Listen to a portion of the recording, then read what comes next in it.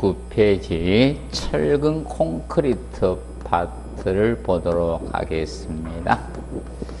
자, 철근 콘크리트 구조. 자, 철근 콘크리트 구조라는 것은 철근하고 콘크리트라는 두 재료가 합성이 된 겁니다.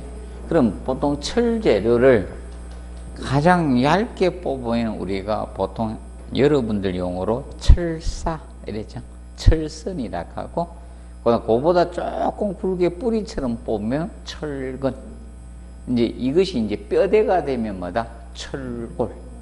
뼈대. 그래서 이제 철선이 있고, 철근이 있고, 철골이 있습니다. 굵기에 따라서 이렇게 나누어집니다. 그러면, 자, 철근을 배근해 놓고 여기다 콘크리트를 탓을 해서 그래서 두 가지가 합성된 구조라고 보면 돼. 철근하고 콘크리트. 그래서 보통 영어로 보통 레인포스트 콘크리트, 쉽게 콘크리트를 보강해 줬다는 겁니다. 철근은. 그래서 이제 보통 그래서 레인포스트의 R자, 레인의 R자 따고 레인포스트, 그다음에 콘크리트 C를 따서 RC조 이렇게 칭합니다. 얘를 철근 콘크리트를 보통 RC조라고 합니다. 보통 RC 하면 바로 무엇이다? 철근 콘크리트를 뜻합니다. 혹시 보통 RC 이렇게 쓰면요, 철근 콘크리트다. 왜냐하면 교수들이 내다가 간혹 가다가 자기 습관에 젖어가지고 RC 이렇게 쓰시는 분이 간혹 가다 있습니다. 옛날에 한번 언급이 됐었습니다. 자, 그러면 그래서 그 1번에 보면 구조 개요에서 철근을 짜고 콘크리트 부어서 일체식으로 구성한 라멘 구조. 원래 라멘이라는 것은 라멘 구조는 앞에서 배웠죠. 철근 콘크리트 뭐다? 기둥, 보, 바닥판으로 이루어진 구조를 무슨 구조? 라멘 구조라고 했습니다. 우선 내진 구조에 속합니다. 그래서 이때 철근이 인장척은 누가 부담한다? 철근. 그러면 이제 철근이 인장력 부담을 한 거예요.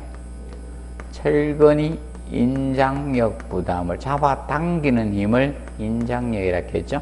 부담을 하고 콘크리트가 압축력 부담하도록 설계한 겁니다. 얘가 콘크리트가 압축력 부담하도록 설계를 한 것이 철근 콘크리트 구조의 기본 원리입니다. 그런데 철근 콘크리트 구조의 성립 이유 나오죠? 성립 이유적인 측면. 그래서 이제 성립 이유는 종합 문제 나오면 거의 지문이 자주 나옵니다. 성립 이유적인 측면. 성립 이유는요, 여기는 굉장히 자주 언급이 되었습니다. 쉽게 시험에요, 2회당 한 번꼴 내지 않으면 더 나왔어요. 한 번꼴 조금 더 나왔습니다. 2회당 한 번꼴 정도. 그래서 자주 언급되는 기본적으로 알아두십시오. 그래서 이제 철근과 콘크리트 온도에 의한, 그래서 첫 번째 선팽창 계수. 쉽게 용어상은 어렵습니다. 용어상 선팽창 계수라는 것은 다른 말로 열팽창 계수라고 돼. 열팽창 계수, 선팽창 계수. 자, 요 부분은 뒷부분에 보면 용어해 놨습니다. 용어 정리. 여기 70페이지 보면 용어 정리에서 나오죠. 용어 정리 파트에 보면 여기 1번에 선팽창 계수, 물체의 길이가 온도 1도씨 상승에 따른 신장이나 늘어난 비율을 신장이라고 하죠. 그리고 원래의 길이의 비를 나타내는 게 하나죠. 쉽게 해석해 주면 이겁니다. 늘어나는 비율 생각하면 돼. 늘어나는 비율. 그래서 보통 온도가 올라가면 늘어나죠. 우리 사람도 약간 늘어나죠. 특히 남성은 좀 늘어나는 부분이 있죠. 그래서 이 늘어나는 비율을 뭐라고 한다? 선팽창. 반대로 줄어드는 비율은 수축계수. 반대의 개념은 수축계수. 줄어드는 것은 수축계수. 늘어나는 비율은 선팽. 원래 계수라는 것은요, 수치화시킨 걸 보통 계수라고 합니다. 그러면 얘들은 선평장계수, 수축계수, 열평장계수 자주 언급이 됐습니다. 한 6번 언급이 되었습니다. 얘만 지문에 나온 거. 근데 답은 한 번도 안 됐습니다. 그러면 얘들은 철근하고 콘크리트마다 거의 같습니다. 거의 뭐 같다 또는 비슷하다 뭐 또는 유사하다 이 뜻이면 됩니다. 유사하다 뭐 하여튼 거의 비슷하다 하면 돼. 이건 같아야 됩니다. 그래서 조금 주의할 점이 이겁니다. 거기에 5번에 보면 무슨 계수가 나오는가 하면 탄성계수하고 비교해야 되는 겁니다. 5번에 탄성계수. 자, 이 탄성계수는 조금 주의하십시오. 그래서 탄성계수도 거의 70페이지 용어 2번에 나오죠. 제축 방향 응력도와 세로 변형도의 비. 자, 이겁니다. 자, 제가 이 부재죠. 축 방향. 그럼 이게 길이 방향이 무슨 방향? 제축 방향입니다. 부재, 제축 방향, 길이 방향. 그러면 이 제축 방향, 이 방향의 제축 방향 응력도에 대해서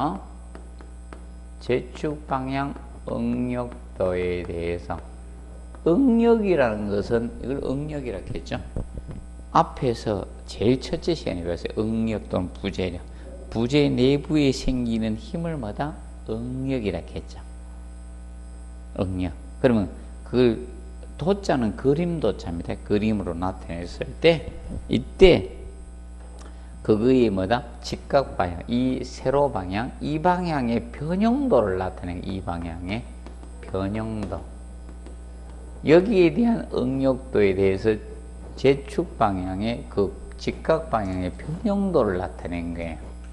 이것을 탄성계수라고 합니다. 탄성계수. 그러면 탄성계수는 재료가 다르면요, 탄성계수는 다를 수밖에 없는 거예요. 그래서 탄성계수는 철근이 큽니다. 이렇게 되는 겁니다. 그래서 여러분들 보시면 철근은 이 방향에 대해서 변형도 이쪽이 변화가 있기 때문에 이쪽으로 많이 줄어들잖아요.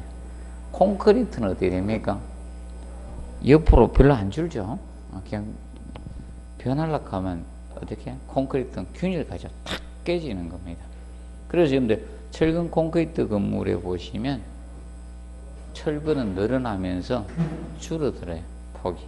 그런데 보통 어떻게 됩니까? 콘크리트는 균일이 가는 거예요. 그래서 철근은 이렇게 이쪽을 잡아당기면 반대편으로 이렇게 줄어들면서 나중에 파단됩니다. 근데 콘크리트가 막 쭉 늘어나는 거 못 보셨죠? 자, 콘크리트가 잘 늘어나고 막 이렇게 균열 잘 안 가면 진짜 좋은 콘크리트입니다. 콘크리트 탓을 했는데 아래서 약간씩 이렇게 힘도 있고 균열도 잘 안 가는 콘크리트 만들면 이거 왔답니다. 콘크리트 부어놓고 이제 철근 안 넣어도 되는 콘크리트 나오면 끝내주는 콘크리트죠. 그 모든 형상을 다 만들 수 있는 겁니다. 그럼 철이 필요 없는 겁니다. 철이 필요 없는 세상이 돼버리면요. 일단 우리나라 포철 회사가 망하게 되면 누가 콘크리트를 철이 필요 없는 콘크리트를 만들게 되면 대단한 문명이죠. 새로운 문명이 탄생하는 겁니다. 플라스틱도 필요 없는 거고. 봐두시면 되고, 그 다음에 그 개념과 그리고 이제 앞으로 와서 2번에 보면 알칼리 쓰인 콘크리트는 철근에 녹서는 걸 방지합니다. 2번에 자 콘크리트는 자 보통 뭐를 섞었다 했습니까? 시멘트, 가장 기본 재료가 모래하고 자갈입니다. 이걸 물로 비비는 거예요. 물 비빔 하는 거예요. 기본 콘크리트는. 그럼 여기에서 시멘트하고 시멘트의 석회 성분하고 물하고 반응을 일으킵니다. 예, 그걸 수화 반응이라고 해요. 또는 수화 작용이라고도 하고, 예? 반응이라고 합니다. 이 반응에 의해서 수산화칼슘이 형성됩니다. 수산화칼슘. 그래서 이 수산화칼슘 성분을 띠고 있습니다. 근데 이 수산화칼슘 성분이 pH가 얘가 자 얼마가 된 12에서 13 정도가 됩니다. 12에서 13 정도. 12에서 13 정도. 이 정도가 됩니다. 그러면 문제가 뭐가 되는가 하면 이 정도 상태가 되면요 철근이 녹이 안 쓰는 겁니다. 그래서 보통 콘크리트의 pH가 콘크리트 pH가 11 이상 유지가 되면 유지를 하면 철근의 녹쓰는 걸 방지합니다. 철근 부식 방지가 되는 겁니다. 그래서 보통 콘크리트는 이 성분입니다. 계속 수화 반응에서 생성이 되는 거예요. 그래서 강알칼리성을 유지하는 철근이 녹이 안 새는 겁니다. 그래서 물 속에 있어도 관계없습니다. 물이 잠겨 있어도. 보통 다리에 있는 철근 다 녹슬어가 다리 빨리 붕괴돼야 되는데 붕괴 안 되는 이겁니다.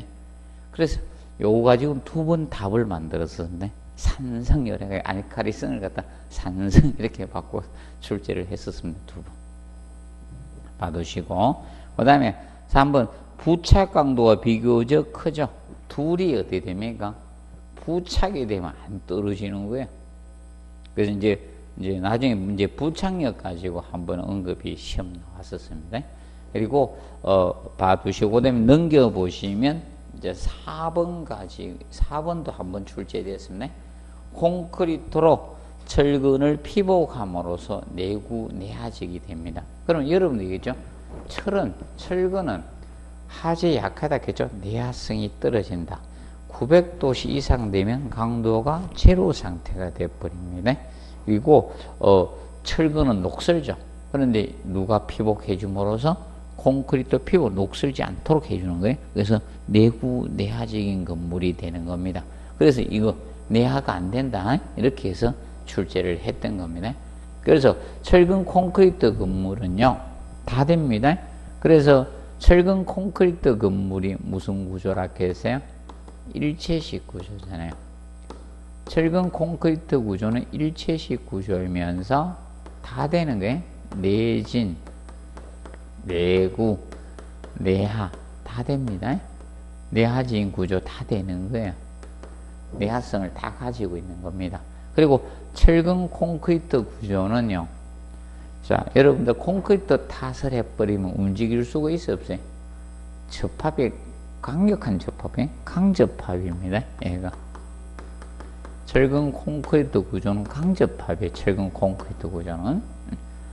콘크리트 구조는 일체식 구조이면서 내진, 내구, 내하적인 구조가 되고, 그리고 접합이 무슨 접합? 강접합입니다. 못 움직입니다. 그러면 이제 파괴될 둘 중에 하나입니다. 파괴될 때까지는 견디는 거예요. 자, 기억을 해 두시고요. 그 다음에 6번에 보면 콘크리트는 압축력에 대한 저항력은 크나 인장력은 굉장히 약합니다. 보통 압축 강도에 비해서 인장 강도는 한 10분의 1에서 15분의 1 정도밖에 안 돼요. 그래서 콘크리트 강도는 압축 강도를 의미합니다. 그래서 인장 강도는 거의 무시한다 이렇게 보시면 됩니다. 그리고 7번 철근은 압축력과 인장력에 대한 거의 강도가 같습니다. 그런데 이제 문제가 이거죠. 가늘고 길게 뽑잖아요, 맞죠? 철근을 막 통나무 굵기만큼 뽑으면 안 되잖아요. 누가 들고 다닙니까? 통나무 굵기를 뽑아놓으면 운반도 문제고, 맞죠? 배근하기도 문제고. 사람이 어떻게 배근합니까, 맞죠? 맨날 기계로 세우고 이래야 되다 보니까. 그래서 여러분들 가늘 길다 보니까 뭐가 생깁니까? 자굴이 이렇게 생기는 겁니다. 굴절이 될 수 있습니다. 그래서 이걸 누가 피복해 줌으로써 콘크리트가 피복해 줌으로써 철근의 자굴도 방지할 수가 있는 겁니다. 그래서 보통 철은 둘 다 강한 겁니다. 인장력도 강하고 압축력도 강합니다. 그래서 여러분들 저거죠. 철골 구조 있죠. 그러면 H빔 같은 거 이거 직접 뼈대로 하죠. 기둥보를 만들어서 고층 건물 짓잖아요. 63 빌딩이 철골 구조 빌딩입니다. 그래 보시면 돼요. 그리고 저거 있죠. 뉴욕의 맨하탄이죠. 9.11테러로 붕괴된 무역센터 건물이죠. 걔가 쌍둥이빌 101층이었습니까? 한 100몇 층이었죠? 정확히 기억이 안 나네요. 그래서 그 정도, 그게 철골 구조였습니다. 100층 넘는 건물이. 그래서 이제 뼈대로서도 가능하다는 겁니다. 알아두시고요. 그 다음에 70페이지 하단에 보시면 콘크리트의 뭐다? 중성화. 자, 콘크리트는 원래 강알칼리성을 띠고 있습니다. 콘크리트 수산화 칼슘 성분이기 때문에 강알칼리성이에요. 그럼 이거라 보시면 됩니다. 중성화는 지금 사람도 어떻게 됩니까? 성격이 바뀌어가죠. 보통 남성하고 여성이 보면 남성은 이제 나이 들어가면서 약간 여성화되고 여성은 남성화되는 중성화가 이루어지죠. 이거 아니죠. 나이 많이 들었다고 남성이 여성되고 여성이 남성되는 건 아니고 중성화가 되어갑니다. 그래서 보통 어떻게 됩니까? 요새는 양쪽 기질을 다 가지고 있어야지 성공한다 하죠. 그래서 보통 그래서 나이 들어가면서 어떻게 됩니까? 보통 남성들은 어린애를 보통 잘 안 좋아한답니다. 그러면서 특히 뭡니까? 보통 이거죠. 자기 남성 자기 아들보다는 손자 있죠? 더 좋아하잖아요. 맞죠? 그런 게 이제 그래서 이제 중성화되어 가는 거. 그러면 콘크리트의 중성화 개념은 이거라 보시면 된다. 그러면 콘크리트의 중성화는 콘크리트의 강알칼리성인데 이거 수산화 칼슘 성분하고 이 탄산가스입니다. 탄산가스 이 CO2입니다. CO2하고 이 수산화 칼슘 얘들 둘이 반응을 일으키면서 이것이 뭘로 바뀌는가 하면 탄산 칼슘으로 바뀝니다. 탄산 칼슘. 그러면 이 탄산 칼슘 CaCO3로 바뀌는데 자, 이렇게 바뀌면 얘가 콘크리트가 이 탄산 칼슘화 됐는데 이 pH가 8.5에서 10이 되는 거예요. 세월이 지나면. 그러면 우리가 아까 pH가 얼마 이상 유지가 돼야 된다 했습니까? 11 이상 유지가 돼야지 철근을 녹성을 방지해 주는데 이러면 녹슬 수 있는 거예요. 이래 되면 녹이 반드시 쓴다는 건 아니고 녹슬 가능성이 어떻게 높아지는 거예요. 이 콘크리트의 중성화입니다. 그러면 콘크리트의 중성화는 쉽게 이야기하면 콘크리트가 오랜 세월이 흘러가서 뭐다? 콘크리트가 강알칼리성을 뭐다? 상실하는 거. 이걸 콘크리트의 뭐라 한다? 중성화 이렇게 칭하는 거예요. 그러면 저하고 비슷하면 된다. 우리도 사람도 어떻게 됩니까? 이제 남자분들이 드라마를 보면서 눈물을 흐르면 이게 뭐가 진행이 된 겁니까? 중성화가 진행된 거다. 슬퍼지고 그러면 보통들은 보통 이래잖아. 처번에 남성 저거 보면 뭐 우냐 이래죠. 여성들이 막 저 드라마에 빠져가 막 눈물 흘리고 이러다가 할머니들은 눈물 안 흘리죠.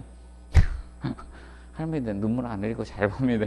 그런데 할머니 되기 전에는 어떻게 눈물을 많이 흘렸었는데 그래서 이제 콘크리트 중성화는 그렇게 보시면 됩니다. 그럼 콘크리트가 중성화되면 안에 매입된 철근이 뭐 될 수 있다? 녹슬 수 있다. 이렇게 보시면 되는 겁니다. 그것이 콘크리트 중성화 개념이 됩니다. 기억해 두시고 그 다음에 넘겨보시면 자, 기본적인 것부터 먼저 보겠습니다. 그 다음에 72페이지 자, 그 4번에 보시면 철근 콘크리트 구조의 장단점 나오죠. 장단점 하단에 자, 그러면 철근 콘크리트 구조의 장점은 콘크리트로 철근을 피복함으로써 뭐다? 내구적인 구조물이 되는 겁니다.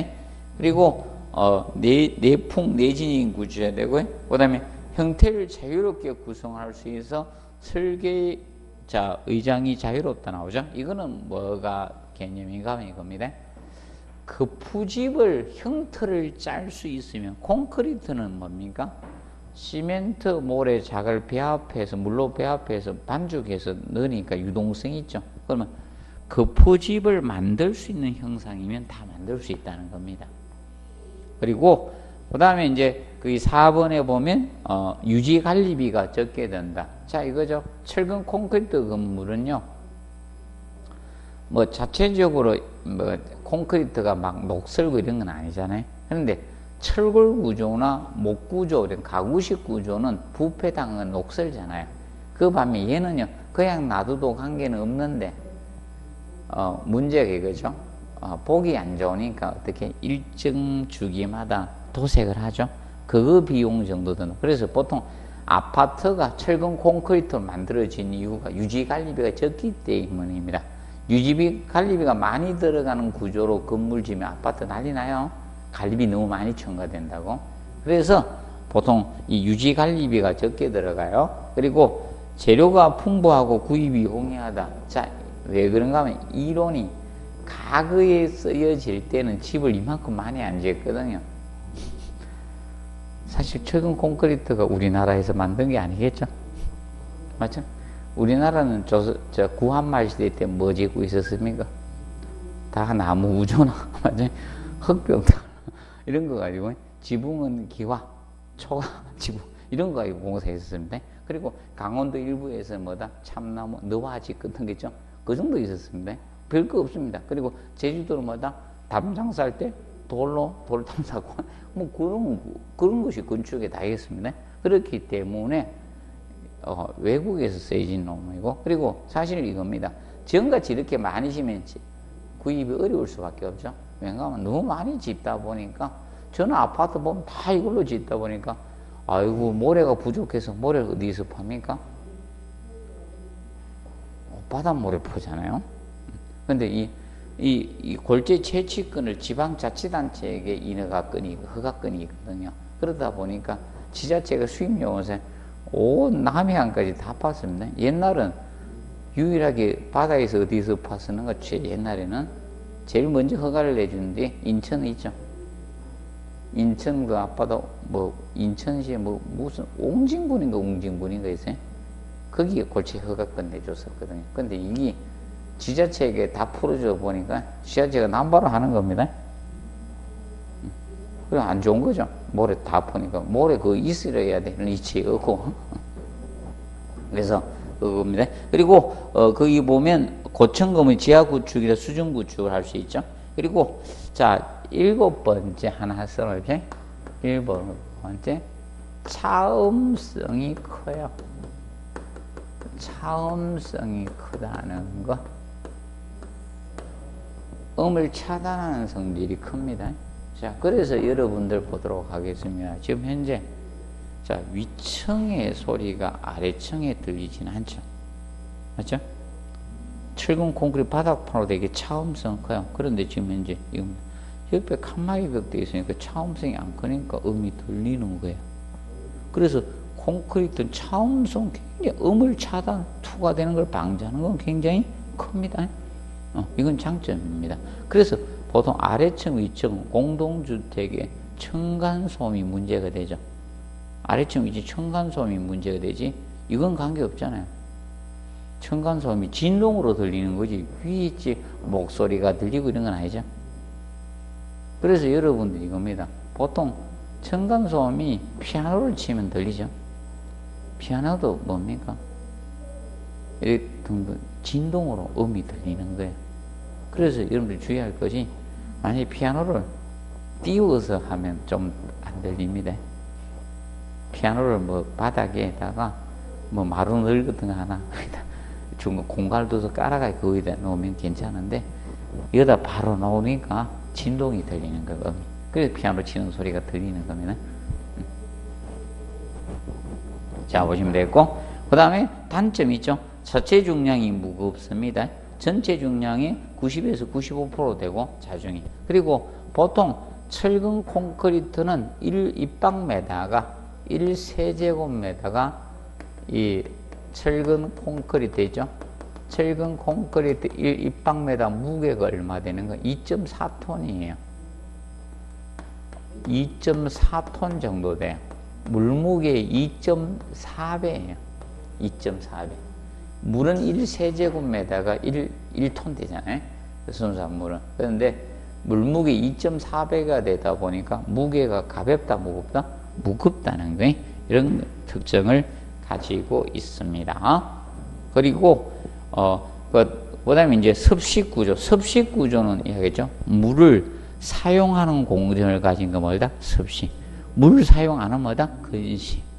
앞전에 작년 시험에 시험 나오는데 습식 근식을 몇 개 지문에 몇 개 넣었었어요. 고를 때. 그래서 이제 습식과 근식의 차이 좀 간단해요. 습식은 물을 사용하는 공정을 가지면 습식. 그리고 습식은 하여튼 물 넣어서 비비면 뭐다? 습식이 되는 겁니다. 그럼 철근 콘크리트는 물로 비벼야 되죠? 그럼 습식이 되는 겁니다. 자, 그리고 시공상 기후 영향이 크죠. 왜 그런가? 겨울철에 공사하면 됩니까? 안 됩니까? 그런데 추운 지방은 할 수밖에 없죠. 우리나라는 막 하지 말라고 하는데, 저기 어디더라?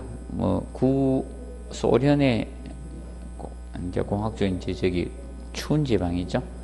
있는데, 거기는 영하 몇 도 이상 지나가면 공사 중단하라 하대요. 그럼 다른 걸 막 잡아놓고 공사를 합니다. 자, 그리고 이제 거기 보시면, 알아두시고, 그 다음에 이제 6번에 형태의 파괴 철거가 곤란하다.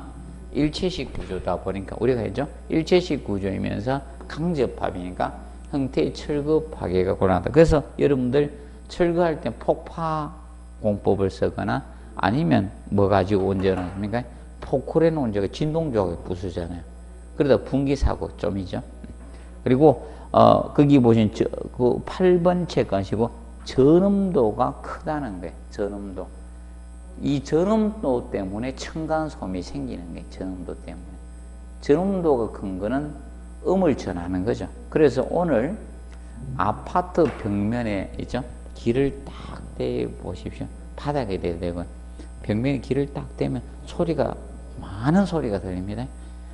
물을 쓰면 물소리도 들리고요. 누가 걸어다니면 탁탁탁 소리도 나고요. 구두 소리도 나고 다 이렇습니다. 성강기 운전하면 성강기 소리도 나게 됩니다. 그 점 간단히 봐두십시오. 자, 그리고 넘겨서 페이지 74페이지 보면 제2절 콘크리트가 나옵니다. 콘크리트. 그래서 제일 먼저 시멘트 나오죠. 시멘트.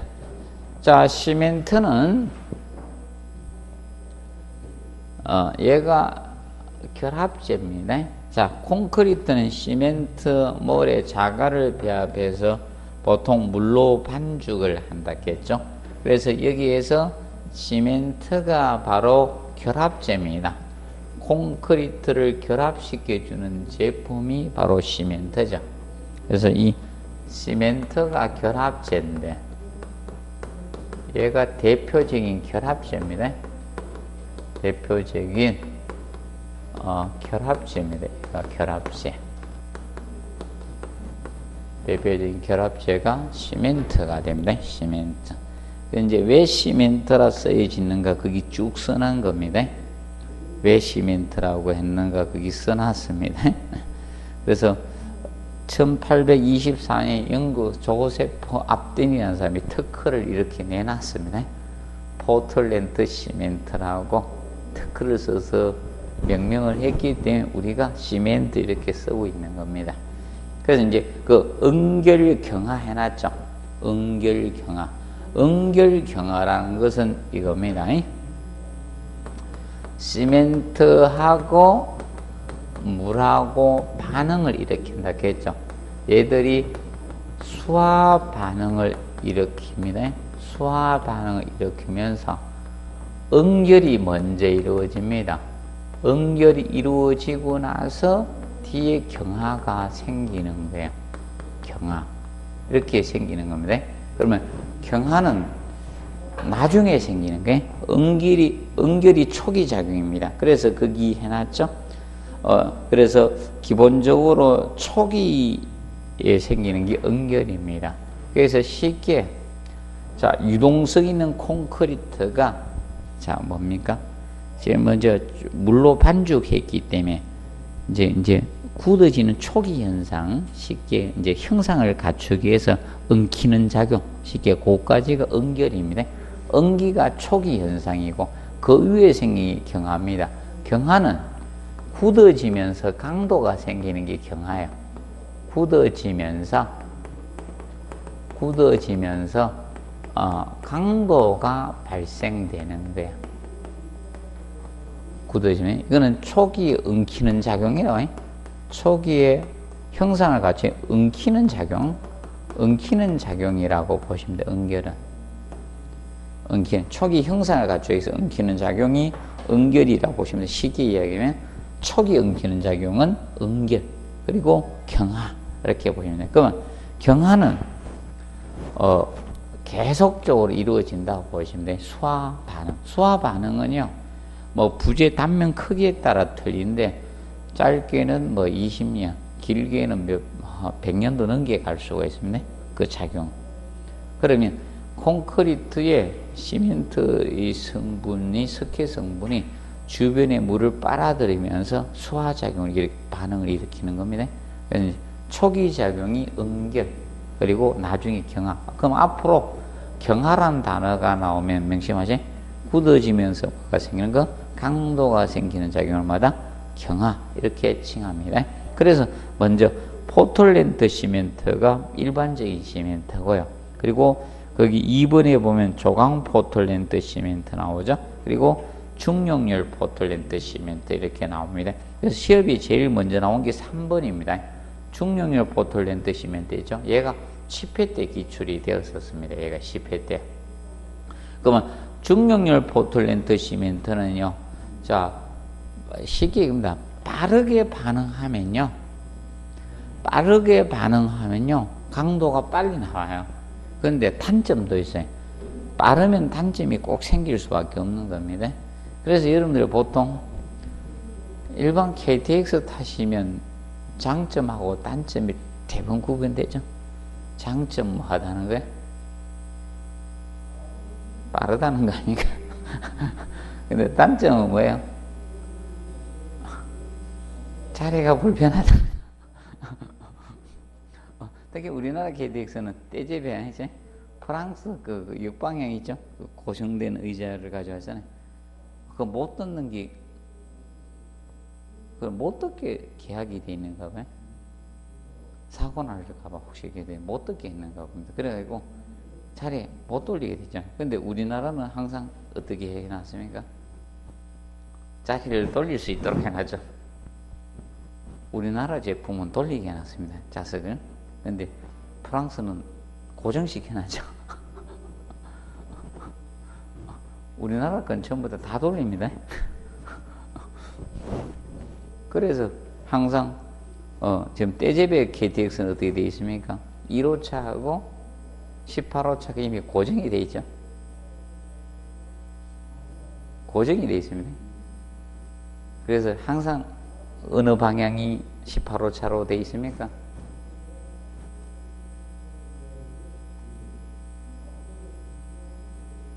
내가 보니까 부산 항으로 들어왔는가 봅니다. 그래서 서울로 올라가는 1호차가 제일 앞에 있습니다. 서울로 올라가는 방향이 18호차 이렇게 돼요. 그래서 내려올 땐 거꾸로 되어 있습니다. 서울에서 그 방향 모르고 막 찾는 사람들이 항상 고정되어 있습니다.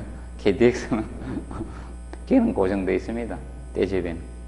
그래서 속에 생긴 응결. 그러면 중용열 포틀랜드 시멘트가 반응을 느리게 한 시멘트가 중용열 포틀랜드 시멘트입니다.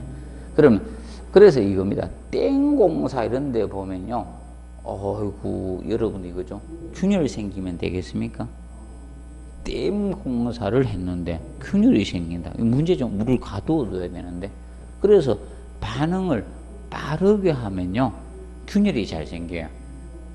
이걸 느리게 하면 어떻게? 균열이 적게 생깁니다. 그걸 이용한 것이 중력용 포틀랜드 시멘트 대려부. 외우실 필요는 없습니다.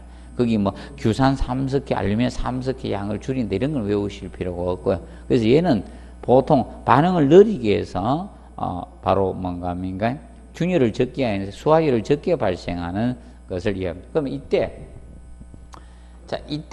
이 물하고 시멘트의 이제 석회의 성분하고 반응의 동반, 여기 수화 반응에 동반되는 열을 수화열 이렇게, 이 반응에 생기는 열을 수화열이라고 해요. 수화열. 이때 수화열이 생깁니다. 수화 반응에서 발생하는 열을 수화열이라고 해요. 그럼 여러분들이 이겁니다. 콘크리트 어디 치는가 잘 보시면 돼요. 콘크리트 어디 치는가 보고 거적 덮어 놓으면요, 그때부터 열이 생긴다라 보시면 됩니다. 콘크리트 탓을 했는데 바로 갔다가 거적 깔고 주무시면 안 되고요. 이제 거적을 덮어가 물 뿌려주고 그러면 그 열이 생기기 때문에 열에 의해서 균열 가지 말라고 거기다 물 뿌려주는 거예요. 그러면 거기 비누로 딱 깔고 주무시면 밑에가 따끈따끈해요. 열이 생기기 때문에. 그래서 기본적으로 알아두실 거예요. 이때 동반되는 열을 무슨 열? 수화열. 그럼 빠르게 생기면 열이 생길까요? 느리게 해야지 열이 생깁니까?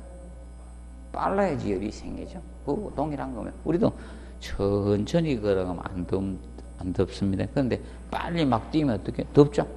열이 납니다. 그거와 동일하게 반응이 빠르면 열이 많이 생기고, 그렇게 보시면 됩니다. 그래서 일단 그 75페이지 그 박스, 창고 박스, 시멘트의 분말도. 자, 시멘트 분말도가, 자, 시멘트 가루의 입자 크기를 분말도라고 하죠. 분말도가 크다. 분말도가 크다는 거, 이거 주의하셔야 되는데, 분말도가 크다는 것은 시멘트 입자가 미세하다는 거예요. 시멘트 입자 크기가 미세하다는 거예요. 미세하다. 아주 가늘다는 거예요. 시멘트의 분말도가 크다는 것은, 크면 시멘트 입자가 미세하다, 이게. 미세하다. 미세하니까 일본의 표면직이 늘어날 수밖에 없다네. 표면직이 커지니까 수화작용, 수화 반응도 어떻게? 빠르다는 거예요. 빠르다 보니까 뭐다? 3번의 발열량, 수화열이 어떻게? 크다는 거예요. 수화열이 크게 생기고, 그러다 보니까 빨리 반응하다니까 조기, 빠르게 조기 강도가 크다는 거예요. 빠르게 강도가 나온다는 거예요. 조기 강도는 빨리 강도가 나온다는 겁니다. 그 반면에 5번에 시공연도도 좋아집니다. 시공연도. 자, 시공연도라는 것은, 시공연도는 영어로 워크빌리티라고 해. 워크빌리티. 시공연도는 시공의 용이성입니다. 시공의 용이성. 쉽게 작업의 용이성. 그래서 시공의 용이성을 나타내는 콘크리트의 묽은 정도입니다. 콘크리트의 묽은 정도를 시공연도, 이렇게 묽은 정도. 이것을 워커빌리티 시공연도라고 해요. 시공연도는 시공의 용이성을 나타내는, 자, 콘크리트 묽은 정도를 나타냅니다. 그럼 여러분들이, 자, 일반적으로 그죠? 자, 잘 들어가기 위해서는 기본적이에요. 물이 많아야 돼요? 물이 적어야 됩니까? 그래서 여러분들이 그죠? 진밥 좋아하시는 분들이죠? 진밥하고 정도의 된밥을 좋아하시는 분 차이가 있죠? 진밥 좋아하시는 분은 씻기를 싫어하는 분이죠. 꼭 씹어요. 잘 안 넘어가니까. 맞아? 아닙니까? 자기 스타일이 있죠. 진밥 좋아하시는 분이 그거 맞죠? 그리고 또 꼭 이거면서 물 있는 거 없으면 못 드시면 탕 이런 거 있죠? 그래서 갈비탕, 국밥 좀 막 말아가 드시는 거 좋아하시는 분이 있죠? 그러면 대부분 이겁니다. 그래서 이것을 시공연도, 그럼 시공연도가 좋다는 것은, 그러면 입자 크기가 커야지 잘 들어갑니까? 입자 크기가 작아야지 잘 들어갑니까? 작아야지 잘 들어가잖아요. 그래서 이거 기억하면 돼. 우리 아팠을 때 입자를 굉장히 가늘게 하게 드시죠. 막 이런 거 강내입 합주고 그러니까 아픈데 막 몸살 감기 그게 목 다 막 벗겨주고 이런 아픈데 이런 상태에서 강내입 안 먹으라고 그러면 잘 보리밥 먹으라고 까칠까칠한 거죠. 잘 안 넘어갈 겁니까? 그래서 쉽게 이렇게 보면 돼. 여러분들이 기본적으로 알아둘 것은 이 재료 입자 크기가 이 작은 재료의 사용량을 늘리면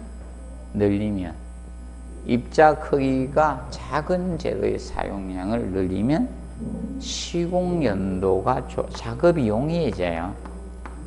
시공연도가 좋아집니다. 잘 들어가요. 시기에 좋아집니다. 그러면 시공연도가 좋아지고 입자 그 작은 재료의 사용량을 늘리면 시공연도가 좋아져요.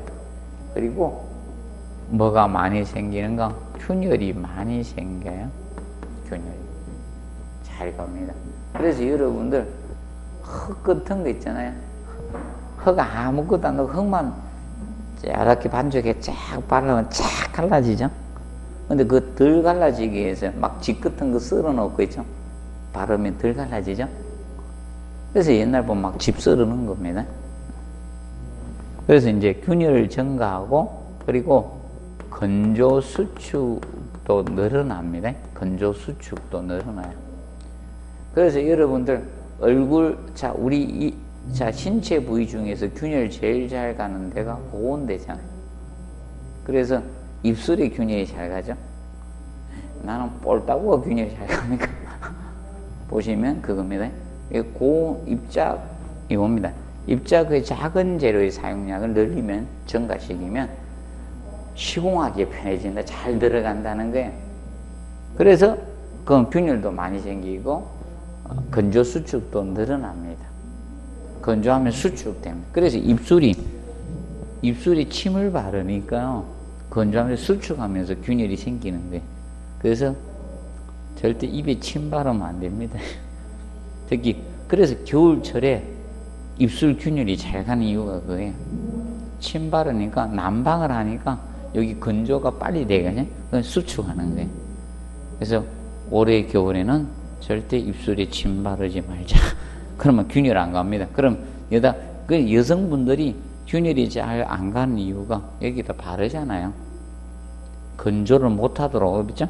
그래서 건조 수축이 안 이루어지는 거예요. 그래 보시면 됩니다. 정리해 두시고, 그 다음에 균열 발생이 커지고, 그 다음에 풍화되기가 쉽습니다. 그리고 장기 강도는 떨어져요. 그럼 보통 이렇게 보시면 돼요. 조기 강도가 커지면 장기 강도는 어떻게? 떨어집니다, 기본적으로. 그래서 간혹가다 저 고수도판에서도 이런 뭐 있죠? 초반 끝발 무슨 끝발? 무슨 끝발이란 말이죠. 그래서 조기 강도 크면 장기 강도 보통 떨어지고, 그러면 반대로 쉽게 이겁니다. 중력열 포톨렌트 시멘트는 반응이 느리죠. 그럼 조기 강도는 잘 안 나온다는 거예요. 그래서 여러분들도 자 쉽게 이겁니다. 이제 공부를 했는데 성적이 빨리 나오는 사람도 있고 성적이 천천히 올라가는 사람도 있죠. 그럼 사실상 우리 시험은 저 7월 달에 지니까 어떤 것이 좋아야 됩니까? 중력열 포톨렌트 시멘트가 돼야 돼요? 조강 포톨렌트 시멘트가 돼야 됩니까? 중력열이 돼야 되겠죠. 저기 자, 한 달만 열심히 하고 그다음부터 안 하고 그러면 안 돼요. 그래 보시면 되고, 그래서 이제 그 개념 정리해 놓으시고요. 그다음에 이제 뒤에 넘겨 보시면 76페이지 뭐가 나오고 있다? 물 나오는 거예요. 물은 쉽게 이렇게 보면 돼. 인간이 먹는 물이면 된다는 거예요. 이상하게 콘크리트는 사람하고 많이 닮았습니다. 그래서 거기 보면 물이죠. 청정한 수돗물이나 우물물 사용하면 된다는 거예요. 그런데 바닷물은 사용 불가해놨죠. 무공 콘크리트는 가능하나? 해수는 사용하면 안 됩니다. 왜냐하면 해수는 사실 뭐 때문입니까? 염분이죠. 소금기가 있기 때문에, 염이 있기 때문에 철근을 뭐 시킬 수 있다? 부식시킬 수가 있기 때문에 사용하지 말라는 겁니다. 그리고 이제 골재를 보시면 골재는 천연골재가 있고 인공골재가 있다는 겁니다. 그리고 골재의 크기에는 장골재, 한문으로 세골재라 해놨죠. 이 장골재는 뭐를 장골재라고 하는가 하면요. 그래서 장골재는 모래입니다. 장골재. 장골재는 모래입니다. 모래. 그래서 장골재의 기준을 약간 바꿔놨습니다. 지금 현재. 옛날에는 5mm체를 예에서 85% 통과했니 이렇게 다루는데 지금은 정확히 규정하고 있습니다. 그래서 5mm 그 해놨죠. 기억에 10mm체를 전부 통과하고 5mm체는 거의 통과해야 돼. 거의 통과하면 0.08mm체는 거의 남는 골재 이렇게 규정하고 있습니다. 과거에는 어떻게 해놨는가? 5mm체를 85% 통과한 거 이렇게만 규정하고 있었는데 세분화됐습니다. 세분화. 그리고 거기 니은 해놨죠. 5mm체를 통과하고 0.08mm체에 남는 골재 이렇게도 칭하고 지금 현재 골재를 정확히 이제 묘사하고 있습니다. 그리고 거기 보면 굵은 골재를 거기 한문 써놨죠. 조골재라고 합니다. 조골재. 조골재. 그럼 굵은 골재가 뭡니까? 자갈을 듣네. 자갈을 굵은 골재라고 칭하는 겁니다. 조골재라고도 하고. 그래서 5mm체에 거의 다 남는 골재, 그리고 5mm체에 다 남는 골재 이렇게 칭하는 겁니다. 다 남거나 거의 남거나 이렇게. 옛날은 퍼센트가 이거 정확히 규사했었습니다. 85% 이렇게 규사를 했는데 지금은 이렇게 좀 바뀌었습니다. 간단해요. 그럼 모르면 이거죠.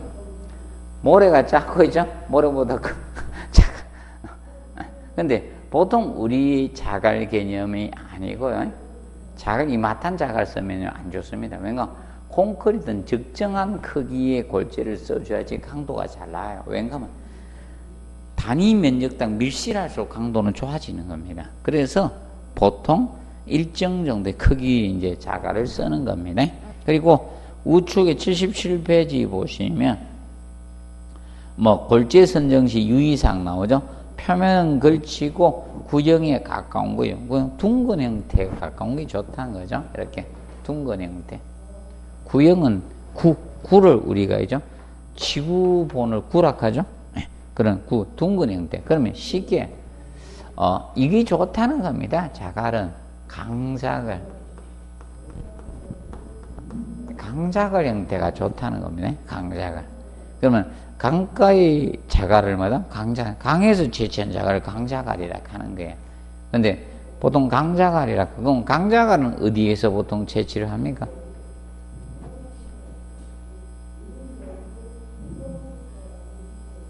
하루에 가면 없죠? 하루에 가면 뭐가 있습니까? 모래고. 그럼 상류 중에서 완전 다른 계곡이 되면요, 산악지대 굉장히 급한 데 되면 그런 데는 자갈도 잘 없죠. 거의 바위 투성이 큰 거만 있죠. 조금 내려오면 있죠. 상계 조금 내려오면 거기 보통 자갈이 대적되죠. 비 많이 올 때 심하면 바위도 움직이던데요. 엄청난 바위 있죠. 집채mat한 바위도 그 있던 자리에 그때 비가 한 2시간 만에 400 몇 미리 오니까요.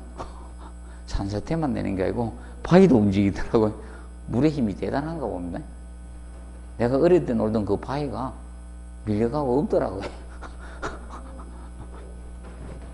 그러면 이 강자갈, 보통 이겁니다. 강자갈이 부족하니까, 이겁니다. 암석을 파쇄해서 만든 걸 깬 자갈, 쇠석이라 해요. 쇠석이라 하는데, 그럼 기본적으로 이겁니다. 자갈 중에는 누가 좋다는 겁니까? 원래 누가 좋은 거다? 얘가 좋은 거예요. 이게 좋은 거예요. 강자갈이, 이렇게 해야지. 이 강자갈이 시공연도도 좋으면서 강도도 괜찮은 거예요. 그래서 보통 시공연도 얘가 좋습니다. 강자갈이. 깬자갈은 거칠어요. 거칠기 때문에 시공연도가 나빠질 수밖에 없는 겁니다. 그래서 간단히 알아두시고 그 다음에 그 4번에 보면 연속 입도 나오죠. 입도에 대한 것은 밑에 해놨죠. 용어 정리. 입도는 골재의 대소립이 혼합되어 있는 정도를 뜻하며 정도를 우리가 뭐라 한다? 입도라 한다. 입도는. 그럼 여기에서 연속 입도라는 것은 이걸 의미합니다. 크기가 어떻게? 골고루 있어야 된다. 크기가. 이걸 연속 입도라고 하는 거예요. 연속 입도. 이게 연속 입도입니다. 크고 작은 게 골고루 다 있어야 된다는 겁니다. 대소립이 적당해. 다른 말로 골재의 대소립, 크고 작은 게 대소립이 적당해야 된다 이겁니다. 이런 형태가 좋다는 거다. 실적률은 골재가 실제 차지하는 용적 비율이 실적률이에요. 공급률을 뺀 거죠.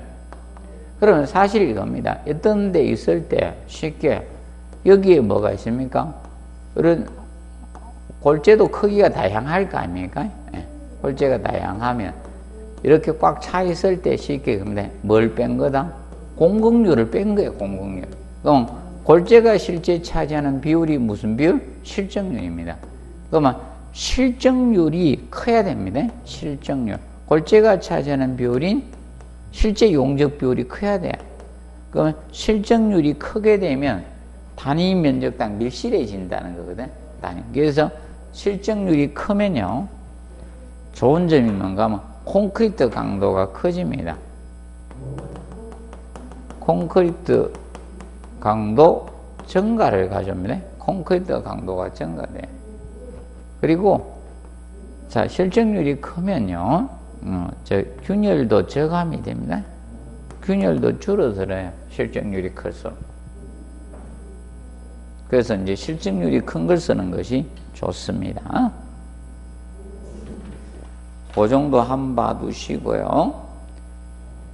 그 다음 78페이지 보시면 혼화재료.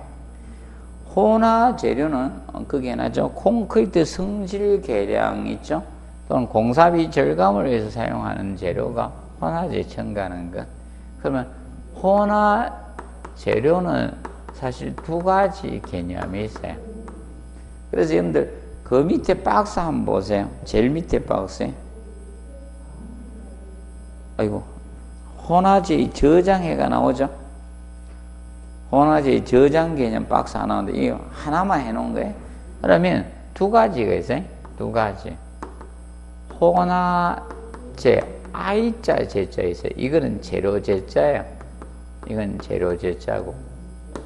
그리고 혼화재 의자 제자가 있어요.